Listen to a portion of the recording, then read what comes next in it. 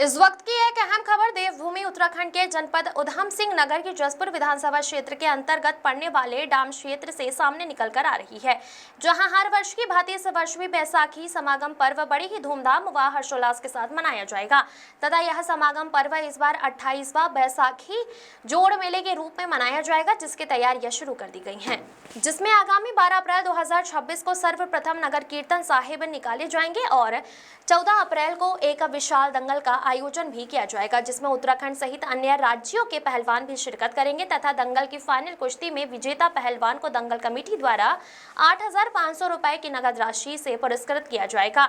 मुकाबले में हारे पहलवान को भी 4,000 रुपए नगद राशि देकर सम्मानित किया जाएगा। वहीं इस संबंध में दंगल कमेटी के सदस्यों ने मीडिया से रूबरू होकर जानकारी देते हुए बताया कि यह बैसाखी पर्व विश्व भर में मनाया जाता है, जिसकी तैयारियां अभी से शुरू कर दी गई हैं।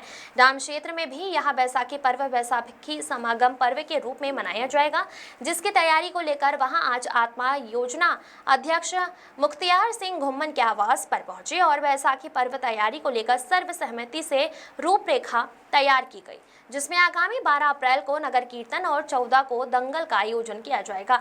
इस समागम पर्व के मुख्य अतिथि के रूप में आपदा मंत्री विनय कुमार रुहेला मौजूद रहेंगे तथा और जानकारी देकर बताया कि डाम क्षेत्र में नगर कीर्तन की शुरुआत आपदा मंत्री रुहेला के द्वारा ही कराई गई है।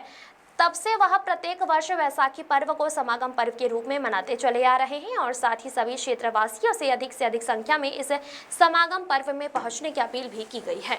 प्रदीप श्रीवास्तव की रिपोर्ट। बैसाखी के पर्व को लेके पूरे क्षेत्र में, पूरे हमारे उत्तराखंड में, पूरे विश्व भर में बहुत ही अच्छे तरीके से कार्यक्रम तैयार किए जा रहे हैं और उसी को लेके एक कार्यक्रम हमारा डैम में जो कि इस बार 28वां प्रोग्राम है, जिसमें 12 अप्रैल को नगर कीर्तन का प्रोग्राम है और 14 तारीख को वहाँ पर उसका भोग के साथ में दंगल का भी प्रोग्राम है, जिसमें बहुत दूर दूर से पहलवान पहुँचेंगे और सभी क्षेत्रवासियों से मेरा निवेदन है कि वहाँ दंगल में पहुँचें।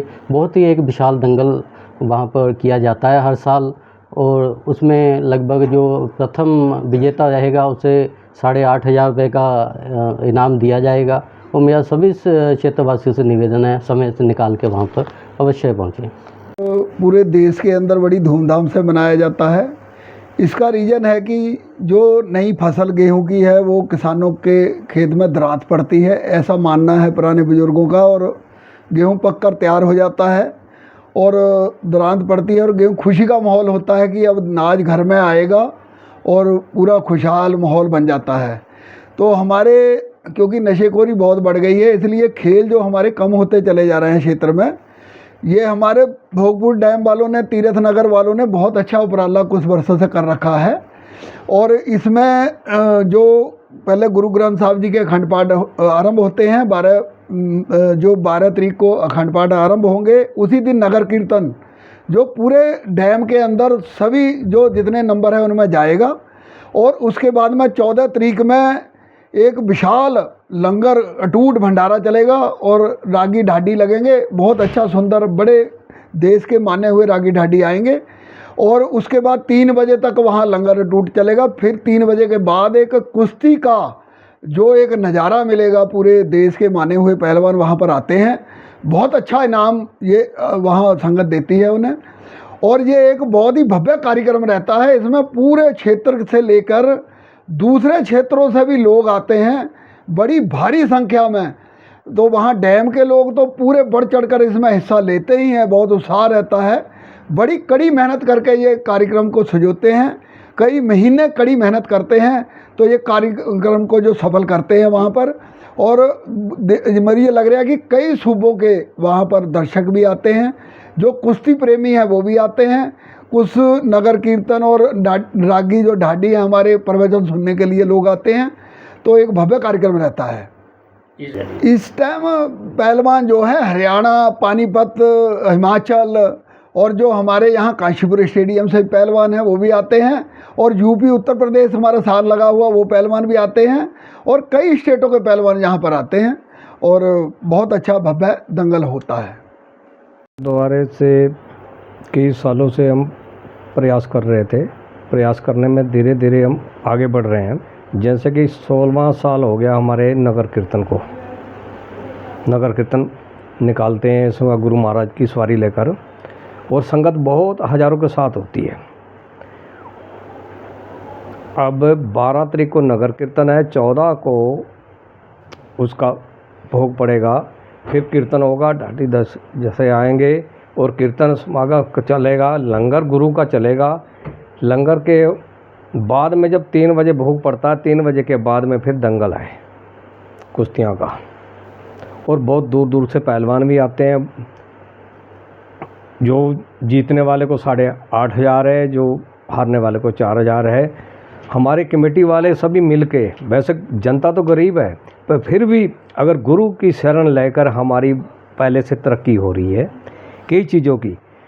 जैसे कई लोग गुरु को अगर लेके चलेंगे तो हमारे यहाँ पहले कभी कभी ऐसा होता था कि हमारे क्षेत्र में ना तो कोई पानी था ना कोई कुछ था, ओला पड़ गया था तो हम तो बड़े परेशान हो गए थे। और उसके बाद में हमने खंड पाठ करवाया, उसके बाद हमारे यहाँ ओला भी नहीं पड़ा।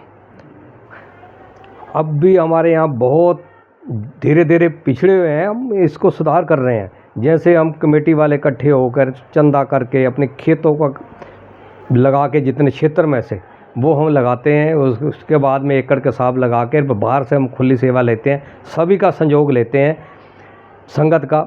जी आया न जो भी आए आके गुरु का लंगर भी छके और दीवान भी सुने और उसके बाद कुश्तियाँ भी देखे। इस बार मुख्य अतिथि कौन? तो सभी रहेंगे वहाँ।